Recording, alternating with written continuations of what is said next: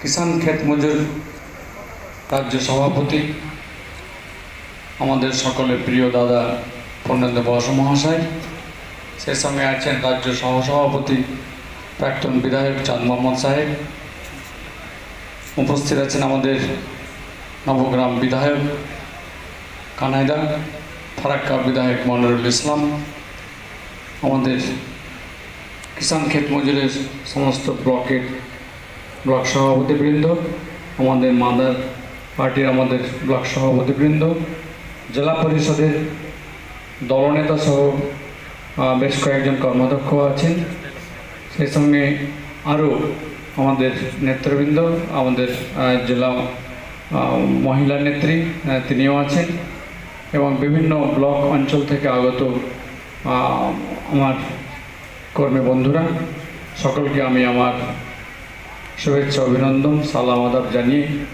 আপনাদেরকে দু চারটি কথা বলার।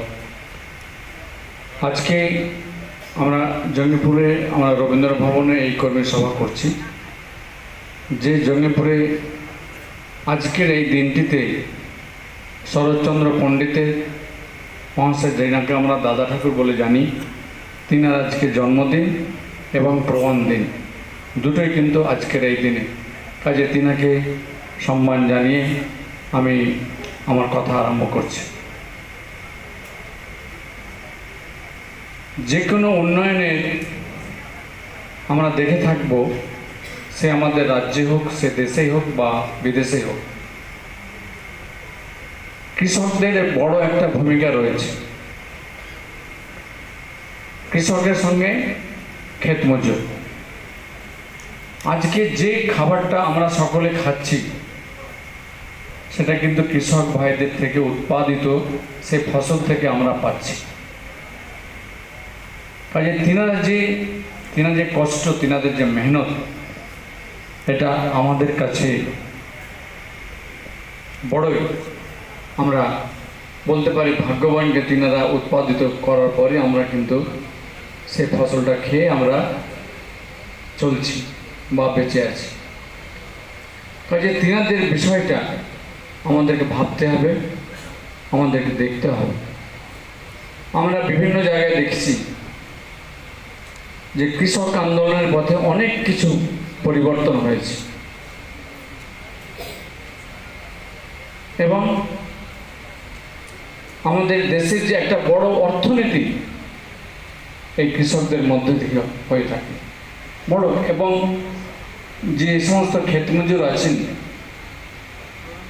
তাদের যে শ্রম বা তাদের যে সংখ্যাটা অনেক অনেক উপরে আছে। কাজে সেই মর্যাদা, সেই সম্মান সেই সমস্ত কৃষকদের প্রতি এবং ক্ষেত মজুরদের প্রতি আমাদের সকলকে রাখতে হবে। এবং আপনাদের মধ্যে যেনারা কর্মী রয়েছেন, তেনারা নিশ্চিতভাবে আপনারা নিজ নিজ এলাকায় কৃষকদের স্বার্থে আপনারা যা যা প্রয়োজন বা যা যা দরকার সেটা আপনারা জানাবেন। আপনারা দেখতে পেলেন কিছুদিন আগেই যে কৃষি বিল কেন্দ্রীয় সরকার নিয়ে এসেছে, যার প্রতিবাদ সারা দেশ জুড়ে হয়েছে, কি তবুও কিন্তু মানতে চাননি। কিন্তু কৃষকদের আন্দোলনের ফলে সেই কেন্দ্রের যে সরকার, যে বর্তমান সরকার, তা পিছু হতে বাধ্য হয়েছে।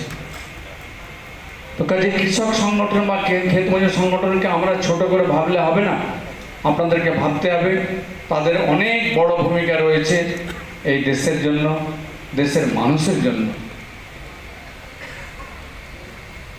আমি আজকে আমাদের মঞ্চে উপবিষ্ট যে সমস্ত বিধায়ক এবং ব্লক সভাপতি আছেন তিনাদেরকে বলবো, দেখুন শাখা সংগঠন নেই কিন্তু মাদারের সংগঠন মজবুত হয়ে থাকে। কাজে সমস্ত শাখা সংগঠনকে আমরা সেই জায়গায় মর্যাদা দেব, সেই জায়গায় তাদেরকে সহযোগিতা করব, যেন শাখা সংগঠনের মধ্যে দিয়ে আমাদের সরকার যেন আগামী দিনেও আবারও সে মানুষের যে উন্নয়নের কাজের পক্ষেতে অব্যাহত থাকতে পারে। অনেক সময় আমরা অনেক অভিযোগ শুনতে পাই শাখা সংগঠন থেকে আমরা সহযোগিতা পাচ্ছি, কিন্তু সকলকে এগিয়ে আসতে হবে। আমরা শুধু পদের মধ্যে থাকলে হবে না, পদের দায়িত্ব মর্যাদাটাও আমাদেরকে বুঝতে হবে যে যখন দায়িত্ব আমাকে পার্টি দিয়েছি বা দায়িত্ব আমি নিয়েছি, তখন সে দায়িত্ব আমাকে বহন করে তা নেভাতে হবে। এটি আমার কাজ, এটা আমার দায়বদ্ধতা। কাজে এই ভাবনাটা মাথায় রেখে সমস্ত জেনারা ব্লক সভাপতি, অঞ্চল সভাপতি এবং নেতৃত্ব কর্মীর নেতৃত্ব রয়েছেন, সকলকে সে ভাবনায় ভাবতে হবে।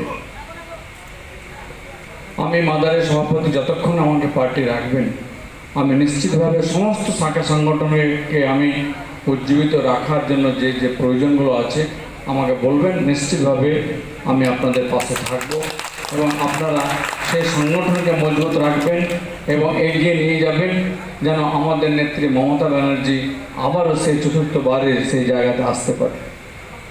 আমি একটু আগে আপনাদের বললাম যে আপনারা কখনো ছোটোভাবে ভাববেন না। কিষাণ ক্ষেত মঞ্জুর একটা বড় অংশ কিন্তু আমাদের জেলা, আমাদের রাজ্যে, আমাদের দেশে রয়েছে, তাদের বড় ভূমিকা রয়েছে এই দেশকে, এই সমাজকে এগিয়ে নিয়ে যাবেন। কাজে এগিয়ে থাকবেন। আমাদের রাজ্য সরকার, যেটা আমরা আগে কখনো দেখিনি বা এখনো আমাদের অন্যান্য রাজ্যে এখনো ততটা আরম্ভ হয়নি, 1 একর জমিতে যেভাবে আর্থিক সহায়তা দিচ্ছেন চাষ করার জন্য, সেটা এখনো সব রাজ্যে হচ্ছে না। ছিল 6,000, সেটা হয়েছে 10,000।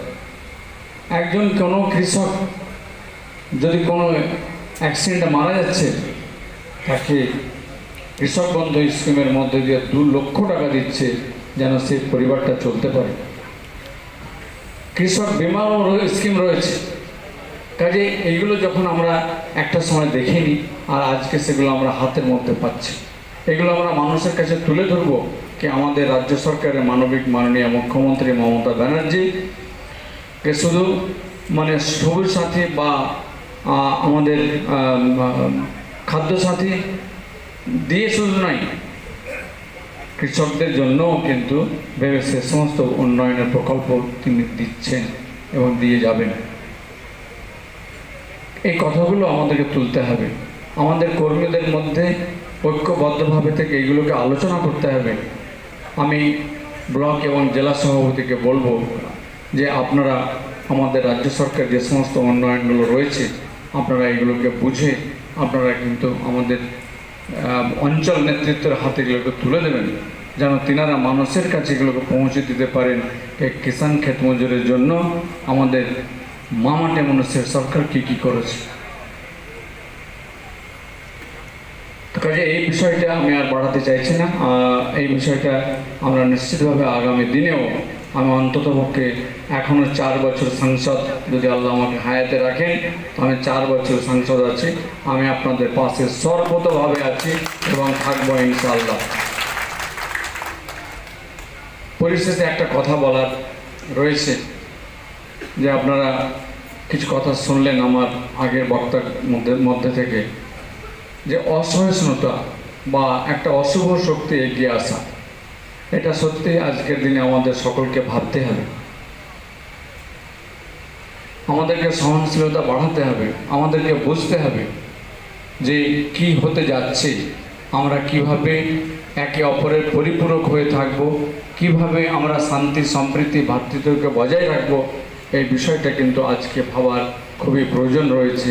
এবং যে ভাবনাটা ভেবে আমাদের পরবর্তী যে প্রজন্ম, আমাদের যে সন্তানরা, তাদেরকে তুলে দিতে হবে। কারণ আজকে যে কোনো ঘটনায় আমরা দেখতে পাচ্ছি সে মাইনর এজ, যাদের বয়স 12 থেকে 16, 18 এর মধ্যে রয়েছে, তারাই কিন্তু 90% রাস্তায় নেমে তারা একটা এমন পরিস্থিতি বা পরিবেশের মধ্যে আসছে যে আজকে আমরা লজ্জিত হচ্ছি, আজকে আমরা নিজেদের মাথা হেঁট হচ্ছে। কাজে আমরা নিজ সন্তানকে আমরা যেন সুসন্তান হিসেবে গড়ে তুলতে পারি, আর আগামী দিনে যেন দেশের সুনাগরিক হিসেবে তারা গড়ে উঠতে পারে, সেই দিকটা সমস্ত অভিভাবকের কাছে আমি অনুরোধ রেখে আমি আমার বক্তব্য শেষ করছি। সকলে ভালো থাকবেন, সুস্থ থাকবেন। ধন্যবাদ।